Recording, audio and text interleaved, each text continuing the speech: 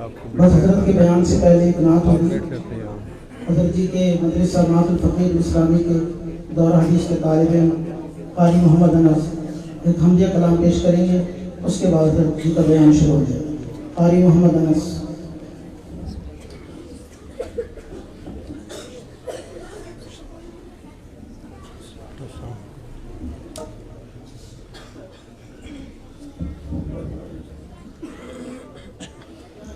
تمام حضرات محبت سے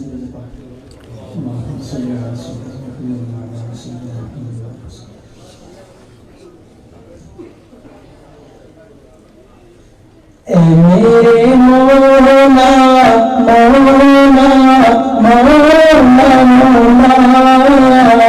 اے میرے مولا مولا مولا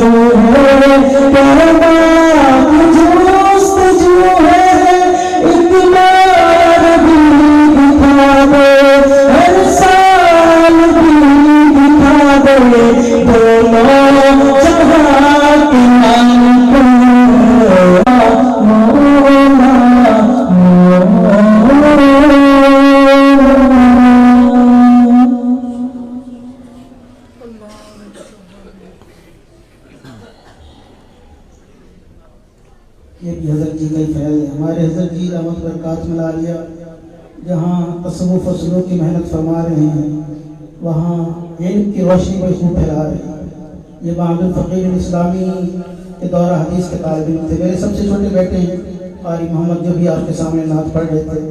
حضرت جی کی توجہ کا نتیجہ ہے. حضرت الحمدللہ جہاں علماء پیدا فرما رہے ہیں وہاں اچھے اچھے نعت خوان بھی پیدا ہو رہے ہیں. ابھی ان سے پہلے آپ قاری ہدایت اللہ صاحب دامت برکاتہ العالیہ کی نعت سن رہے تھے اور ان سے پہلے قاری شفیق الثانی صاحب کی نعت سن رہے تھے. حضرت دامت برکاتہم العالیہ نے ہر محاذ پر محنت فرمائی ہے. لوگ تو یہ سمجھتے ہیں صرف تصوف و سلوک پر محنت ہو رہی ہے، علم کی دنیا میں بھی بڑی محنت ہو رہی ہے. اس وقت معہد الفقیر الاسلامی میں 40 طلباء تو صرف دورہ حدیث میں 1000 طلباء کا کھانا پکتا ہے معہد الفقیر الاسلامی میں. آج ہم تو یہ سمجھتے ہیں کہ بس وہاں صرف تصوف و سلوک کی بات ہوتی ہے. حضرت نے پوری دنیا میں علم کی روشنی کو پھیلایا ہے. 2014 کی بات ہے، حضرت جی کی دعوت برکاتہم العالیہ کی معیت میں مجھے اعتکاف حضرت کی صحبت میں بیٹھنے کی سعادت نصیب ہوئی. تو وہاں اس وقت ایک مستورات کے مدرسے کا پروگرام تھا. تو اس وقت بتایا گیا کہ اس سال جو حضرت جی کے معہد الفقیر الاسلامی کے تحت جو میڈیکل کی طالبات نے امتحان دیا 14,000 ہیں. تو طلباء کا اور علماء کا اس کے علاوہ حساب آپ خود لگا. اتنی یہ محنت ہو رہی ہے میرے دوستوں. تو اس لیے ہمیں بھی چاہیے کہ ہم بھی حضرت جی کی صحبت سے فائدہ اٹھائیں. اللہ رب العالمین ہمیں ان کی قدر کرنے کی توفیق نصیب فرمائے. 1992 میں حضرت جی فرماتے تھے ہمیں کہ ایک وقت آئے گا تو کہ تم میری ملاقات کے لیے ترسا کرو گے. اور باقی اس وقت یہ بات سمجھ نہیں آتی تھی کیونکہ ہمیں ہر وقت صحبت نصیب ہوتی تھی. آج پتہ چلتا ہے کہ اللہ تعالیٰ نے آج حضرت کو اس قدر مشغول فرما دیا ہے کہ دنیا کے کونے کونے میں سلسلہ عالیہ نقشبندیہ کا اور علم کا فیض اللہ رب العالمین حضرت جی کی وساطت سے پہنچا رہے ہیں. ذالک فضل اللہ یؤتیہ من یشاء. یہ آج ہم پر بھی اللہ کا فضل ہوا ہے کہ آج ہم بھی حضرت جی کی صحبت میں بیٹھے ہوئے ہیں اور حضرت جی کے بھی بیان سے مستفید ہوں گے. اس لیے میں آپ کے حضرت جی کے درمیان حائل نہیں ہونا چاہتا. میں گزارش کرتا ہوں فقیہ الاعظم حضرت علامہ مولانا پیر ذوالفقار احمد نقشبندی دامت برکاتہم العالیہ ہمیں خطاب فرمائیں گے. آپ سب حضرات سے گزارش ہے انتہائی توجہ اور طلب کے ساتھ بیٹھیں. انشاءاللہ جتنی طلب لے کر بیٹھیں گے ہمیں فائدہ ہوگا. آپ کو پتہ ہے بے طلبوں کو تو نبی علیہ السلام کے دور میں بھی فائدہ نہیں ہوا. بات تو طلب کی ہے. جتنی طلب ہوگی انشاءاللہ ہم یہاں سے بہت کچھ لے کر جائیں گے. ان قیمتی لمحات سے فائدہ اٹھا لیجیے. اللہ ہم سب کو حضرت جی سے استفادے کی توفیق نصیب فرمائے.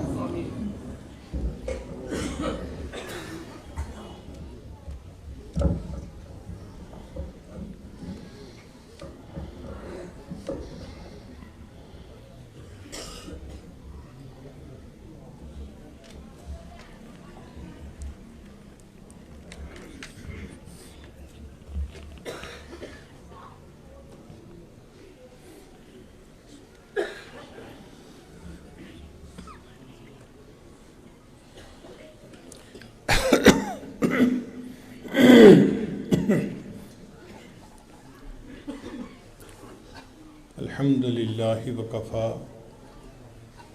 وسلام علی عبادہ الذین اصطفیٰ اما بعد اعوذ باللہ من الشیطان الرجیم بسم اللہ الرحمن الرحیم واما ما ینفع الناس فیمکث فی الارض سبحان ربک رب العزۃ عما یصفون وسلام علی المرسلین والحمد للہ رب العالمین. اللہم صلی علی سیدنا محمد وعلی آل سیدنا محمد وبارک وسلم. اللہ کے محبوب صلی اللہ علیہ وسلم جب دنیا میں تشریف لائے تو آپ نے صحابہ کرام کو بہترین اخلاق کی تعلیم عطا فرمائی. اتنی اچھی تربیت فرمائی کہ اللہ نے قرآن مجید میں ان کی تعریفیں کی. نبی آتے رہے آخر میں نبیوں کے امام آئے. نبی آتے رہے آخر میں نبیوں کے امام آئے. وہ دنیا میں خدا کا آخری لے کر پیام آئے. جھکانے آئے بندوں کی جبیں اللہ کے در پر سکھانے آدمی کو آدمی کا احترام آئے. وہ آئے جب تو عظمت بڑھ گئی دنیا میں انسان کی. وہ آئے جب تو عظمت بڑھ گئی دنیا میں انسان کی. وہ آئے جب تو انسان کو فرشتوں کے سلام آئے. ایسی تربیت فرمائی کہ ایک ایسی جماعت پیدا ہوئی کہ جس کو فرشتوں سے بھی اونچا درجہ مل گیا۔ ایک چیز جو نبی علیہ السلام نے سب صحابہ کو دکھائی، اس کا نام تھا خیر خواہی۔ ہر بندہ دوسرے کا خیر خواہ۔ نبی علیہ السلام نے ارشاد فرمایا الدین النصیحہ، کہ دین سراسر خیر خواہی ہے۔ جو بندہ دیندار بننا چاہتا ہے اس کو خیر خواہ بننا پڑے گا۔ چنانچہ یہ تعلیم اتنی ان کو دی گئی کہ واقعات پڑھ کر بندہ حیران ہو جاتا ہے۔ آپ میں سے بہت سارے حضرات تاجر ہیں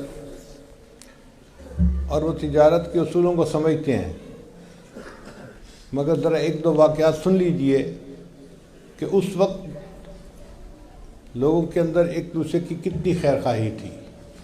ایک صحابی رضی اللہ عنہ نے گھوڑا خریدا 3000 درہم میں۔ جب گھر لائے ان کے بھائیوں نے دیکھا تو انہوں نے کہا یار یہ تو عربی نسل کا گھوڑا ہے، بہت اچھا، ہمیں تو لگتا ہے کہ یہ 4000 کی مالیت کا گھوڑا تھا اور تمہیں تو بڑی اچھی ڈیل مل گئی، 3000 میں تم لے کے آ گئے۔ انہوں نے بھائیوں کے کمنٹ سن کے دل میں ارادہ کر لیا کہ لینے والے کو اپنے گھوڑے کی قیمت کا اندازہ نہیں تھا، میں سستا لے آیا ہوں، میں اس کا نقصان نہیں کرنا چاہتا۔ اگلے دن 1000 ریال لے کر اس کے پاس واپس گئے۔ بھئی میرے بھائیوں نے گھوڑے کو دیکھا اور انہوں نے 4000 قیمت لگائی، آپ 1000 اور مجھ سے لے لیجئے۔ کچھ دنوں بعد گھر میں دعوت تھی تو کئی رشتہ دار اکٹھے ہو گئے۔ اس دور میں ہر بندہ گھوڑ سوار ہوتا تھا اور ماہر ہوتا تھا، گھوڑے کی پہچان بہت رکھتے تھے وہ لوگ۔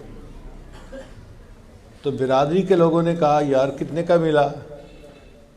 وہ جی مجھے تو 4000 کا ملا۔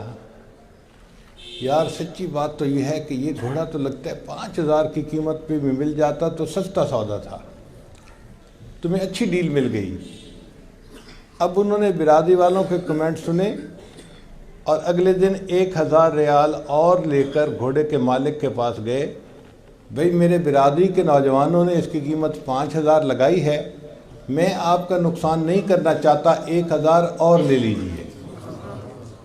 3000 کا گھوڑا خریدا ہوا، 5000 پے کر چکے ہیں۔ مدینہ طیبہ میں گھوڑوں کی دوڑ ہوتی تھی، چنانچہ مدینہ طیبہ سے مسجد ذوالحلیفہ سے آگے جائیں مکہ مکرمہ کی طرف تو رائٹ سائڈ پر ایک میدان ہے، اس کے اوپر لکھا ہوتا ہے سباق الخیل۔ سباق الخیل کا مطلب یہ تھا کہ گھوڑوں کے دوڑ ہوتی تھی کہ کون گھوڑا فرسٹ آتا ہے۔ اب وہاں پر گھوڑ دوڑ کا مقابلہ ہوا۔ اللہ کی شان دیکھیں کہ گھوڑ دوڑ کے مقابلے میں یہ گھوڑا فرسٹ آ گیا، چیمپئن بن گیا۔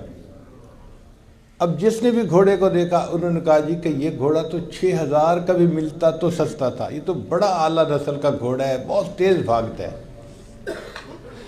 اب ان صاحب نے یہ بات سن کے 1000 اور دینار اپنے پاس لیا اور جا کر گھوڑے کے مالک کو دیا۔ بھئی آپ کو اپنی چیز کی قیمت کا پتہ نہیں تھا، چیز قیمتی تھی، آپ نے سستی بیچی 3000 میں آپ کا نقصان نہیں کرنا چاہتا، 1000 اور لے لیجئے۔ انہوں نے 3 کی جگہ 6000 اس کو پے کر دیے۔ کبھی آپ نے سوچا کہ کوئی ایسا بھی سودا ہو سکتا ہے کہ بیچنے والا 3000 میں بیچے اور خریدنے والا 3000 دینے کے بعد 3000 اور دے کہ میں آپ کا نقصان نہیں کرنا چاہتا؟ چنانچہ کتابوں میں لکھا ہے کہ عمر لانوں کے دور میں ایک صاحب نے زمین بیچی اور دوسرے نے زمین خریدی، زرعی زمین تھی۔ جنہوں نے زمین خریدی انہوں نے سوچا کہ میں گہرا ہل چلاتا ہوں تاکہ فصل اچھی ہو جائے۔ جب انہوں نے گہرا ہل چلایا تو ایک جگہ پر ایک بکسا تھا جس میں سونے چاندی کا خزانہ تھا۔ اب وہ بکسا نکل آیا۔ ہم ہوتے تو ہم دائیں ہاتھ سے بکسا اس طرح اٹھاتے کہ بائیں ہاتھ کو پتہ ہی نہیں چلتا، لیکن وہ سچے لوگ تھے۔ سوچنے لگے میں نے تو مالک سے زمین خریدی ہے، خزانہ تو نہیں خریدا، اگر خزانہ نکلا ہے تو یہ میرا نہیں، یہ زمین کے پہلے مالک کا ہے۔ چنانچہ وہ بکسہ لے کے اس مالک کے دروازے پر آ گئے۔ میں نے آپ کو زمین کی قیمت دی تھی اور زمین میں سے یہ خزانہ سونے چاندی کا نکلا، یہ تو بہت مالیت ہے، قیمتی ہے، یہ میرا نہیں، یہ آپ کا ہے۔ اس نے کہا سبحان اللہ، جب میں نے زمین بیچ دی، اب زمین سے جو فائدہ نکلے گا وہ تمہارا ہوگا، تو میں تو میاں فارغ ہو چکا، دے چکا۔ اب اگر فائدہ نکلا ہے تو یہ خزانہ تمہارا ہے، میرا نہیں۔ لو جی، آپس میں اختلاف رائے ہو گیا۔ تو قاضی کی عدالت میں مقدمہ آیا، ایک کہتا تھا جی میرا حق نہیں، دوسرے کا حق ہے۔ وہ کہتا تھا نا جی نا، میرا حق نہیں، اس کا حق ہے۔ اب فیصلہ کون کرے؟ قاضی صاحب کے پاس آ گئے۔ آج ہماری عدالتوں میں مقدمے آتے ہیں، دو فریق ہوتے ہیں، ایک بندہ کہتے ہیں جی میرا حق ہے، میں اپنے حق کی خاطر خون کا آخری قطرہ بہا دوں گا۔ ہمارے مقدمے ایسے ہوتے ہیں۔ اور اس زمانے میں مقدمہ یہ تھا، ایک کہتا تھا جی میرا حق نہیں، دوسرے کا حق ہے۔ وہ کہتا تھا نا جی نا، میرا حق نہیں، یہ پہلے کا حق ہے۔ قاضی نے دونوں کی بات سنی، وہ بھی بڑے سمجھدار تھے، انہوں نے ان سے ذرا گھر کے حالات بھی پوچھے۔ پھر انہوں نے کہا کہ دیکھو بھائی، میں اس میں ججمنٹ تو نہیں دے سکتا کہ بھائی کس کا حق ہے اور کس کا حق نہیں ہے، البتہ ایک مشورہ دے سکتا ہوں۔ جی قاضی صاحب، کیا مشورہ؟ کہ میرا مشورہ یہ ہے کہ ایک کے ہاں بیٹا جوان ہے اور دوسرے کے ہاں بیٹی جوان ہے، آپ دونوں ان کا آپس میں نکاح کر دیں اور ان دونوں کو جہیز میں یہ خزانہ دے دیں۔ ایک زمانہ تھا کہ ہمارے جھگڑوں کے فیصلے ایسے ہوتے تھے۔ آج تو عدالتوں کے اندر عداوتیں مل رہی ہوتی ہیں، بڑھ رہی ہوتی ہیں، اس لیے کہ ہمارے اندر خیر خواہی نہیں، بدخواہی آ گئی۔ خیر خواہی اتنی عام تھی کہ انسان حیران ہو جاتا ہے ان واقعات کو سن کر۔ امام اعظم ابو حنیفہ رحمۃ اللہ علیہ کپڑے کی دکان کرتے تھے، عام طور پہ مغرب کے وقت بند کرتے تھے دکان، ایک دن ظہر کے وقت بند کر کے آ رہے ہیں۔ کسی نے کہا نعمان دکان بند کر دی؟ جی بند کر دی۔ کیوں اتنے جلدی بند کیوں کی؟ کہنے لگے کہ آسمان پر بادل ہیں اور ویزیبلٹی کم ہے اور گاہک کو کپڑے کی کوالٹی کا اندازہ نہیں ہوتا اندھیرے کی وجہ سے، میں نے دکان بند کر دی کہ اس حال میں کوئی کم قیمت کپڑے کو قیمتی سمجھ کے نہ خریدے، میری وجہ سے کسی کو دھوکہ نہیں ہونا چاہیے۔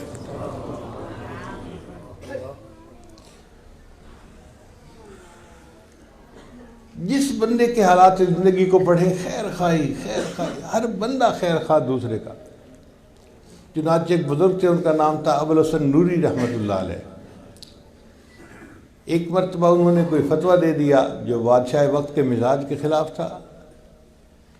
تو بادشاہ اور حاکم تو بادشاہ ہی ہوتے ہیں۔ بادشاہ نے حکم دیا پولیس کو کہ ان 3 بندوں کو پکڑا جائے اور میرے سامنے لایا جائے اور میں ان کو شیر کے سامنے ڈال دوں گا۔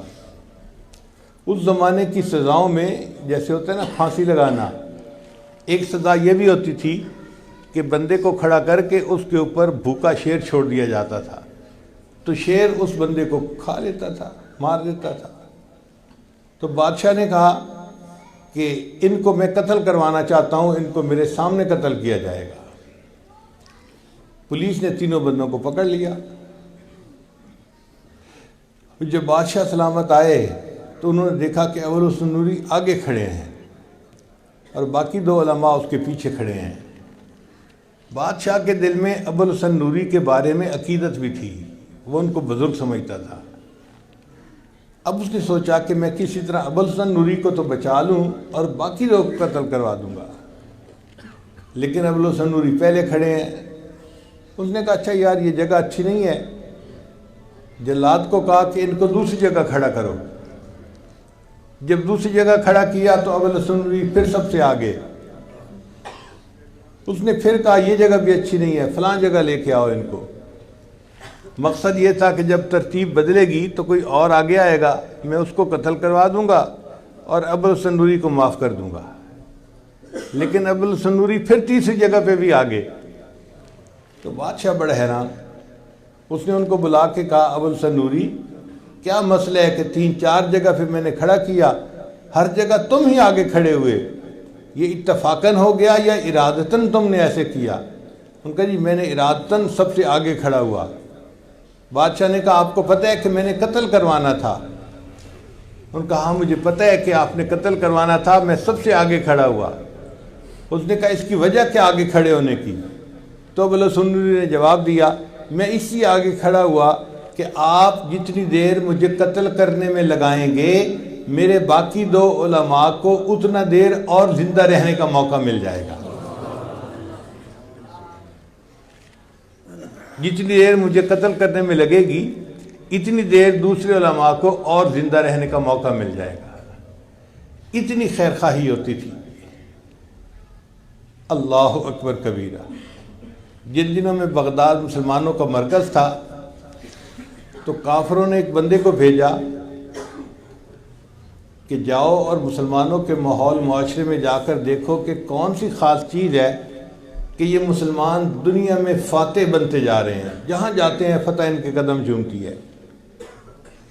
تو وہ CID کا بندہ آیا بغداد شہر میں، اس کو بھوک لگی ہوئی تھی، اس نے سوچا کہ میں چلو ریسٹورنٹ پہ کھانا کھا لیتا ہوں۔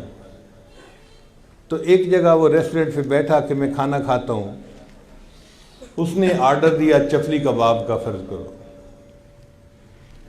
اب وہ جب کھانا کھا رہے ہیں نا تو اس نے دیکھا کہ قریب ایک اور بندہ بھی بیٹھا ہے دوسرے ٹیبل پہ اور وہ بار بار اس کو دیکھ رہا ہے۔ اس نے دل میں سوچا میں چونکہ دوسرے ملک کا بندہ ہوں، یہ مجھے بار بار دیکھ کے پہچاننے کی کوشش کر رہا ہے کہ یہ کون ہے۔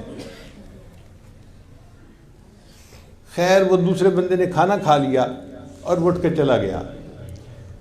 تھوڑی دیر کے بعد اس بندے نے کھانا مکمل کیا تو اس نے سوچا کہ میں جاتا ہوں اور جو کاؤنٹر پہ بندہ ہے اس کو میں پیمنٹ کرتا ہوں۔ تو کاؤنٹر پہ جا کے اس نے کہا بھائی میں نے کھانا کھا لی، اب مجھے بتائیں کہ میں نے کتنے پیسوں کی پیمنٹ کرنی ہے۔ اس نے کہا جناب آپ کے پیسوں کی تو پیمنٹ ہو چکی۔ اس نے کہا وہ کیسے؟ کہنے لگا کہ تمہارے ساتھ ایک اور بندہ بیٹھا کھانا کھا رہا تھا جو تمہیں بار بار دیکھ رہا تھا، وہ اپنے کھانے کی پیمنٹ کرنے کے لیے میرے پاس آیا، مجھے کہنے لگا کہ یار مجھے یہ بندہ پردیسی نظر آتا ہے اور یہ کھانا کھا رہا ہے، یہ میرا مہمان ہے، اس کی پیمنٹ میں کر دیتا ہوں، بتانے کی ضرورت اس لیے نہیں کہ اجر تو مجھے اللہ نے دینا ہے۔ وہ تمہاری پیمنٹ کر کے بھی چلا گیا اور تمہیں بتایا ہی نہیں کہ تمہارے کھانے کی پیمنٹ وہ کر کے گیا ہے۔ وہ بڑا حیران ہوا، اچھا یہ مسلمان اتنے ایک دوسرے کا خیال رکھنے والے ہوتے ہیں۔ آگے چلا، پھر اس کے خیال آیا کہ دن کی تو روشنی ہے، رات کو تو روشنی نہیں ہوتی، اس زمانے میں بجلی نہیں تھی، چراغ جلتے تھے، تو اندھیرا ہو جائے گا تو مجھے تو مشکل پیش آئے گی، بہتر ہے کہ میں کوئی بیٹری خرید لوں۔ تو اس نے ایک دکاندار کو کہا کہ مجھے 3 سیل والی بیٹری چاہیے۔ اس نے کہا جناب 3 درہم میں مل جائے گی آپ کو۔ اچھا بھائی دے دو۔ تو دکاندار کہنے لگا یہی چیز اس قیمت میں سامنے والے دکاندار سے مل جائے گی، میری بجائے یہ چیز آپ وہاں سے خرید لیں۔ وہ حیران تو بڑا ہوا کہ دکاندار اپنے گاہک کو ایسے تو نہیں بھیجتا کسی اور کے پاس۔ وہ گیا تو وہ چیز اس کو 3 درہم کی اس دکاندار سے مل گئی، اس نے خرید لی۔ پھر واپس آیا، بھئی آپ کے پاس چیز تھی نہیں یا آپ مجھے بیچنا نہیں چاہتے تھے؟ اس نے کہا بھئی چیز بھی تھی، میں بیچنا بھی چاہتا تھا، تو پھر مجھے سامنے والے دکاندار کے پاس کیوں بھیجا؟ اس نے کہا یار میں دیکھتا رہا، آج میرے پاس تو کافی گاہک آ گئے، وہ میرا سامنے والا جو بھائی ہے نا اس کے پاس کوئی گاہک نہیں آیا، میں نے سوچا آپ یہ چیز اس سے خرید لیں، اس کو کچھ نفع ہو جائے گا اور اس کے بیوی بچوں کا رات کا گزارا آسانی سے ہو جائے گا۔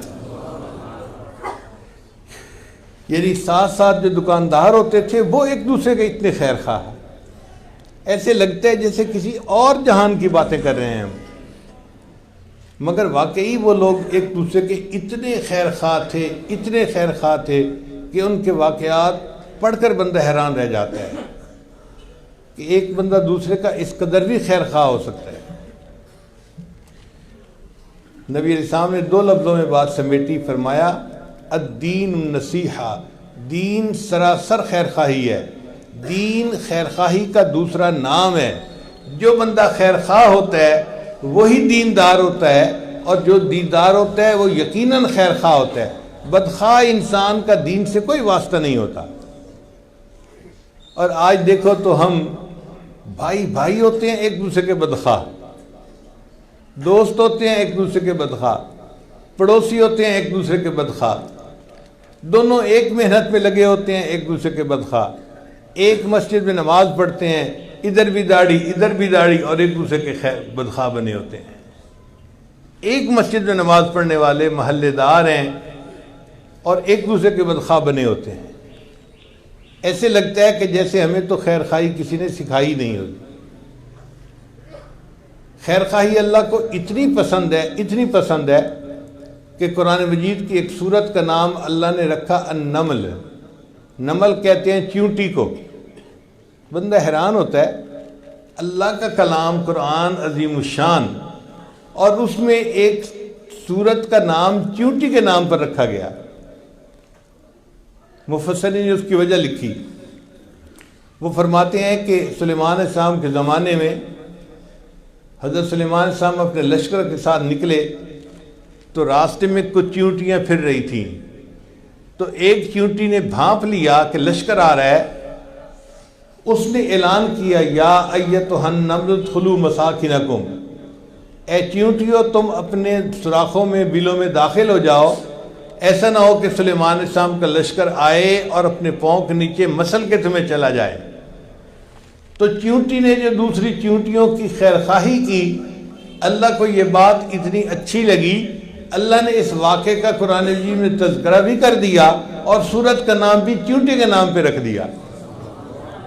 اگر چیونٹی کی خیر خواہی اللہ کو اتنی اچھی لگی، ایک انسان دوسرے انسان کی خیر خواہی کرے گا، سوچیے اللہ کو یہ بات کتنی اچھی لگے گی۔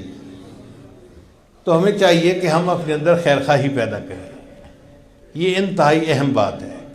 جو انسان خیر خواہ ہے وہ اللہ کو پسند ہے، اور بدخواہ انسان اللہ کو بالکل پسند نہیں ہوتا۔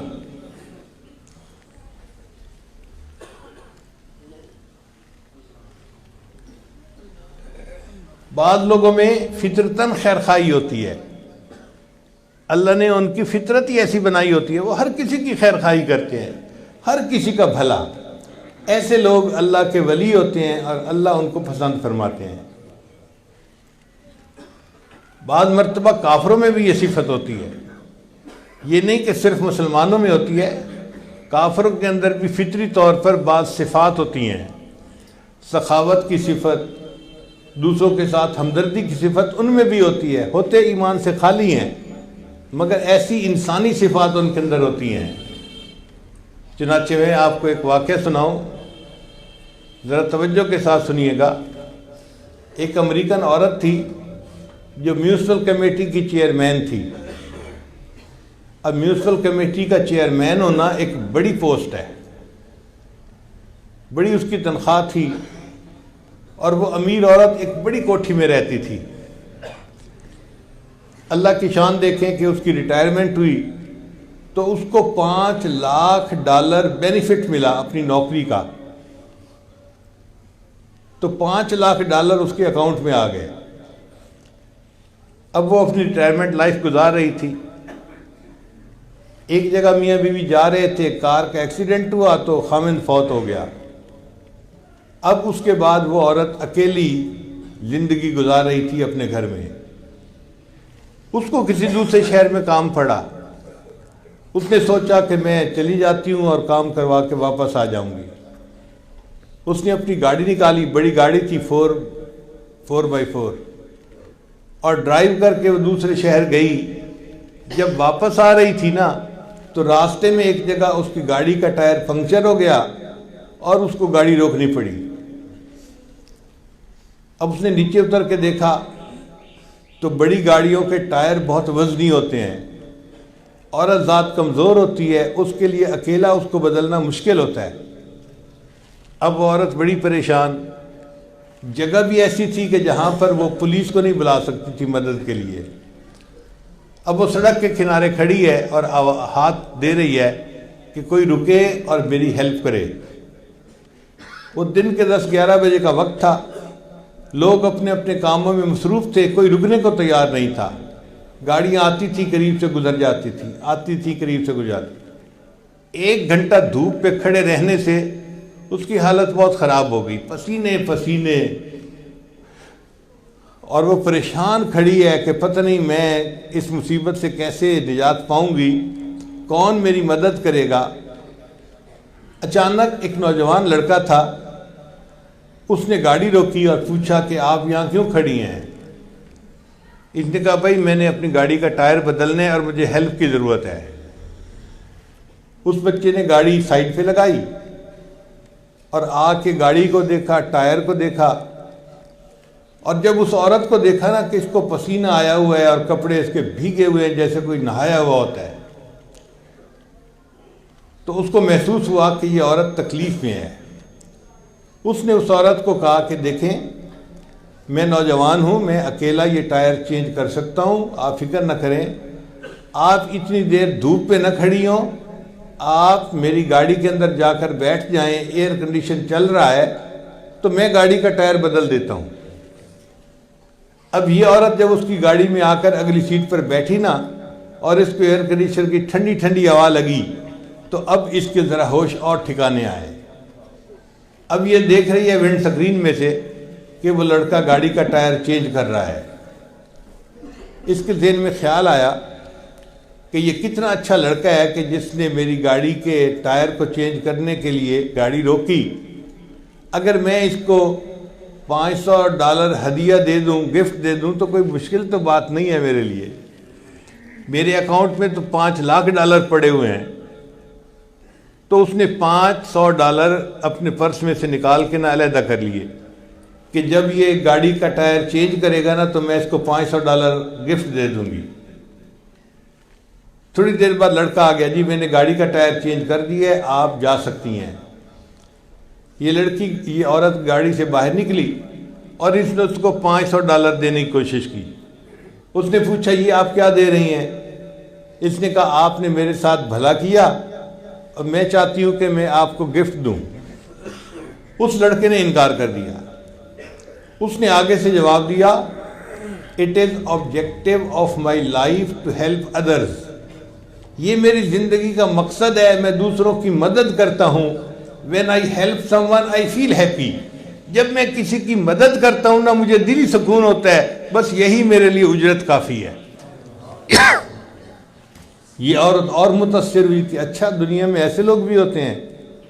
چنانچہ یہ اپنے گھر کی طرف چل پڑی اور یہ فکرہ اس کے ذہن میں گھوم رہا تھا، "It is objective of my life to help others.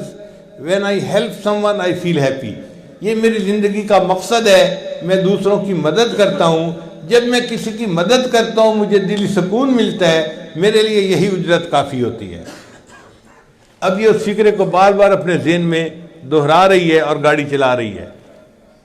پھر اس کو محسوس ہوا کہ مجھے بھوک لگی ہے۔ اس نے کہا چلو نیکسٹ سٹاپ پہ میکڈونلڈ آئے گا اور میں وہاں پہ بیٹھ کے کھانا کھاؤں گی، پھر گھر جاؤں گی۔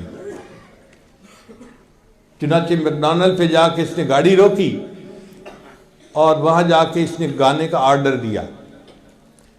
اب اس کے سامنے جو ویٹرس کھانا لائی نا لڑکی، وہ لڑکی حاملہ تھی۔ ہمارے ہاں تو عورتیں کھلے کھلے لباس پہنتی ہیں تو جسم کی ساخت کا اتنا زیادہ اندازہ نہیں ہوتا۔ وہ عورتیں تو چست لباس پہنتی ہیں، پینٹ اور شرٹ، اس میں تو بہت وضاحت سے پتہ چلتا ہے کہ عورت حاملہ ہے اور حمل کا کتنا وقت تقریباً ہو چکا ہے۔ تو اس عورت نے محسوس کیا کہ وہ ویٹرس جو تھی وہ یعنی اس کا کوئی 8واں مہینہ لگا ہوا ہوگا اندازاً، تو وہ ٹرے اٹھا کے لا رہی ہے اور چل رہی ہے، آ رہی ہے، جا رہی ہے۔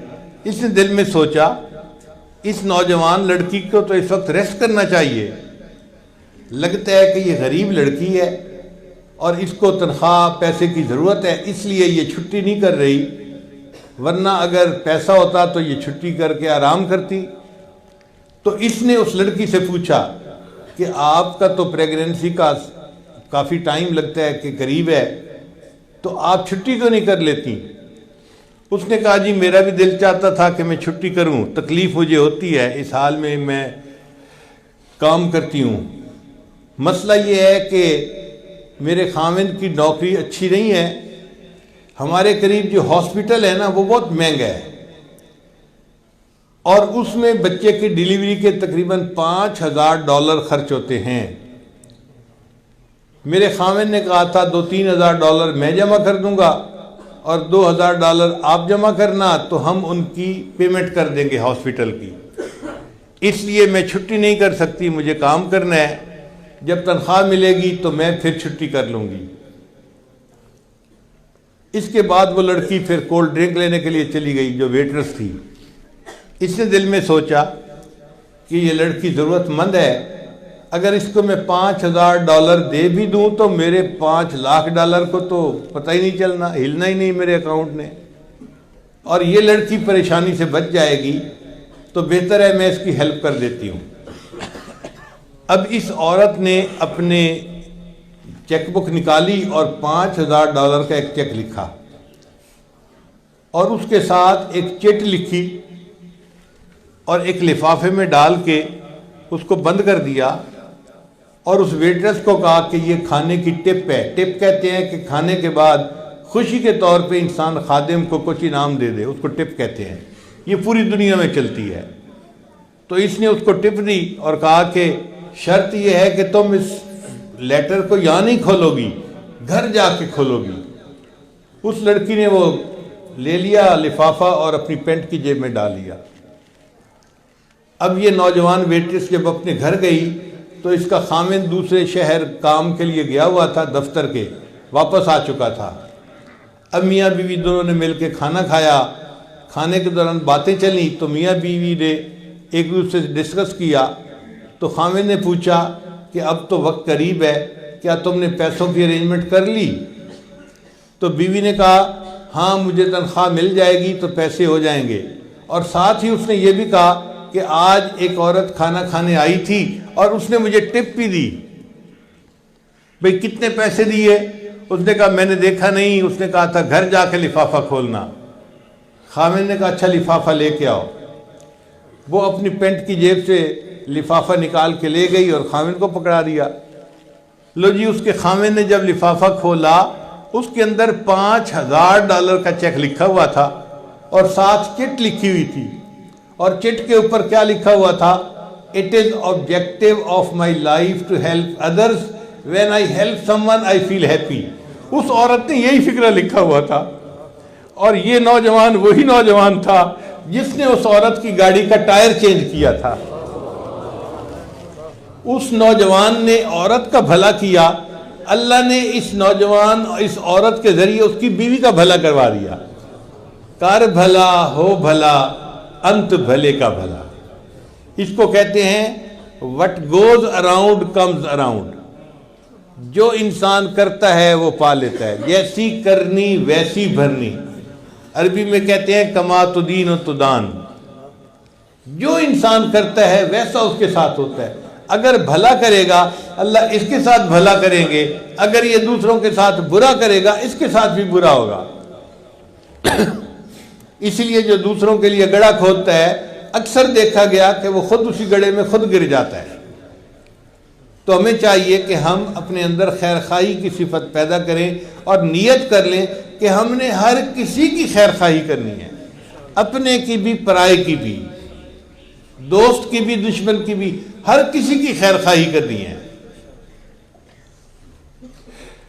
چنانچہ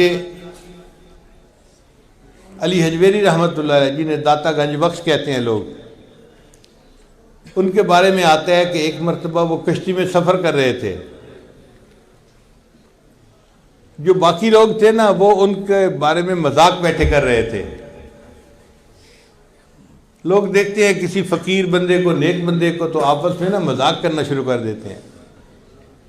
تو لوگ مذاق کر رہے تھے، ہنستے تھے، باتیں کرتے تھے، ہنستے تھے، اور یہ اللہ کا بندہ بس خاموشی سے سر جھکائے بیٹھے اللہ کو یاد کر رہے تھے۔ اب آپ دیکھیے کہ جب ان لوگوں نے بہت بدتمیزی کی نا ہنسی مذاق میں، تو اللہ رب العزت نے الہام فرمایا کہ میرے بندے یہ آپ کے ساتھ اتنی بدتمیزی سے پیش آ رہے ہیں اور آپ خاموشی سے بیٹھے میری یاد میں لگے ہوئے ہیں، اگر آپ کہیں تو میں کشتی کو الٹ دوں تاکہ یہ سارے کے سارے بندے پانی میں ڈوب جائیں۔ تو کہتے ہیں کہ جیسے الہام ہوا نا کہ اے میرے بندے اگر تو کہے تو میں کشتی کو الٹ دوں، تو انہوں نے فوراً دعا کے لیے ہاتھ اٹھائے اور دعا مانگی، اے اللہ اگر آپ الٹنا ہی چاہتے ہیں تو کشتی کو الٹنے کی بجائے ان کے دلوں کی کشتی کو الٹ دیجئے۔ اللہ نے دعا قبول کر لی۔ کہتے ہیں کہ کشتی میں جتنے لوگ تھے مرد عورت، ان کو موت آنے سے پہلے اللہ نے سب کو ولایت کا مقام عطا فرما دیا۔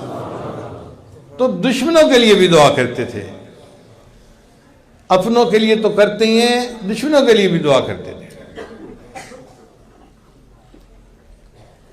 یہ خیر خواہی اللہ نے ان سب کو عطا فرمائی تھی۔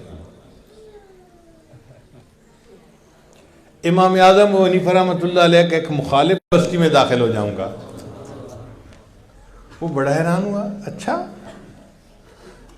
کہنے لگا کہ اچھا آپ اخلاق والے ہیں۔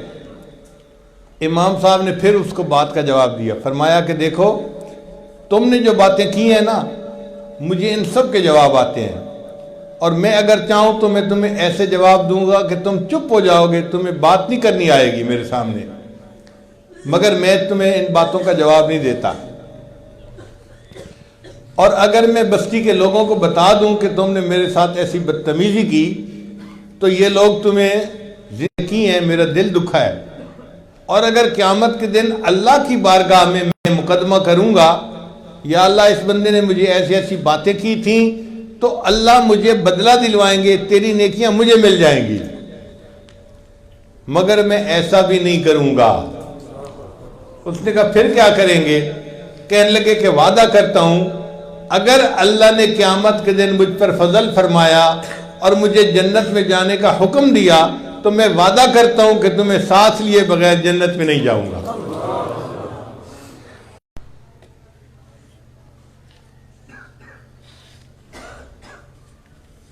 اور لوگ جواب پتہ کیا دیتے ہیں؟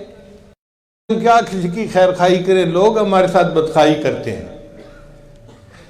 بھائی لوگ بدخواہی کرتے ہیں تو اس کا جواب یہ تو نہیں کہ ہم بھی بدخواہی کریں، ہمیں خیر خواہی کرنی چاہیے۔ آپ بتائیں ایک کپڑا اگر پیشاب سے ناپاک ہو جائے تو وہ پیشاب سے پاک تو نہیں نہ ہو سکتا، پیشاب کے ساتھ دھونے سے، پاک پانی سے دھویا جائے گا تب پاک ہوگا۔ اس نے بدخواہی کی اور جواب میں ہم بھی بدخواہی کر دیں گے تو اس کا مقصد یہ تھا کہ حضرت صاحب NOC دے دیں پھر میں جانوں۔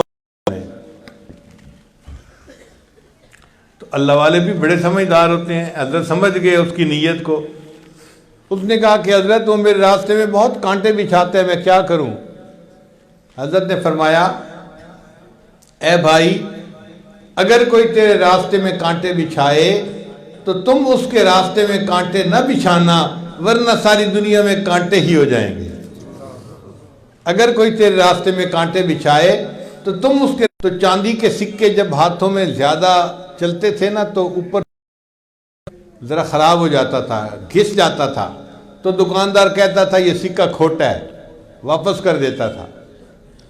ہمارے اپنے ساتھ کئی مرتبہ ایسا ہوا، ہم دکاندار کے پاس پیسے لے کر گئے، اس نے کہا بھائی یہ جو اٹھنی ہے نا یہ کھوٹی ہے، واپس کر دیتا تھا، ذرا پڑھنا مشکل ہوتا تھا اس کا۔ ان کی عادت عجیب تھی عثمان خیر آبادی رحمۃ اللہ علیہ کی۔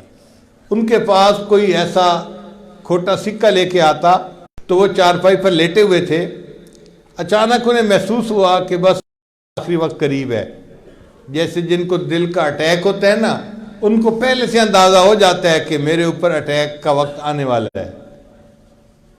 ان کا بھی یہی حال، جب ان کو محسوس ہوا نا کہ اٹیک ہونے والا ہے تو لیٹے ہوئے تھے، اٹھ کے بیٹھ گئے اور انہوں نے یہ دعا مانگی، یا اللہ میں ساری زندگی تیرے بندوں سے کھوٹے پیسوں کو وصول کرتا رہا، اللہ تو بھی میرے کھوٹے عملوں کو قبول فرما لے۔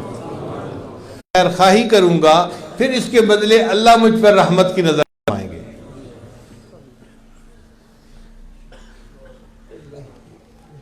امام غزالی رحمۃ اللہ فوت ہوئے تو کسی کو خواب میں نظر آئے. اس نے پوچھا امام صاحب کیا بنی آگے؟ بھئی اللہ نے میرے اوپر رحمت کر دی اور میری مغفرت فرما دی. اس نے کہا حضرت آپ کی مغفرت تو ہونی تھی، آپ نے کتابیں ایسی لکھی ہیں جو پوری امت کو نفع دے رہی ہیں اور لوگ اس سے فائدہ، اور میں نے اپنے ہاتھ کو 1 سیکنڈ کے لیے وہ مکھی اڑ کے چلی گئی. اللہ کو میرا یہ عمل پسند آیا، میرے بندے تو نے ایک مکھی کی پیاس کا خیال کیا، میں اس کے بدلے تیرے سب گناہوں کو معاف کر دیتا ہوں.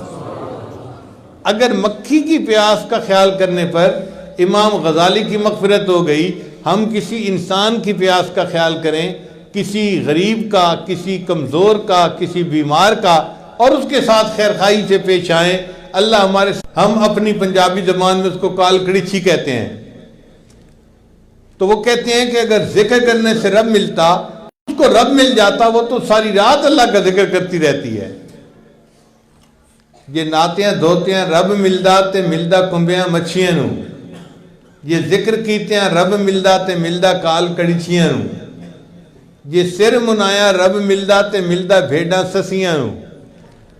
سسی کی بھیڑ ایک شیپ ہے، ایک بھیڑ ہوتی ہے، اس کے سر کے بال چھوٹے چھوٹے ہوتے ہیں اور باقی جسم پر بال لمبے لمبے ہوتے ہیں. وہ آخر پر آ کر کہتے ہیں کہ رب ملدا تے ملدا نیتا اچھیاں نو.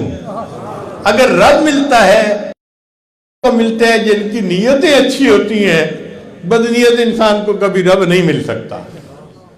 ہم اگر چاہتے ہیں کہ ہمیں اللہ مل جائے تو ہمیں اپنی نیتوں کو صاف کرنا پڑے گا. جو دل میں کینہ ہے، حسد ہے، بغض ہے، دوسروں کے بارے میں، وہ نکالنا پڑے گا اور ہر ایک کی خیر خواہی دل میں رکھنی پڑے گی.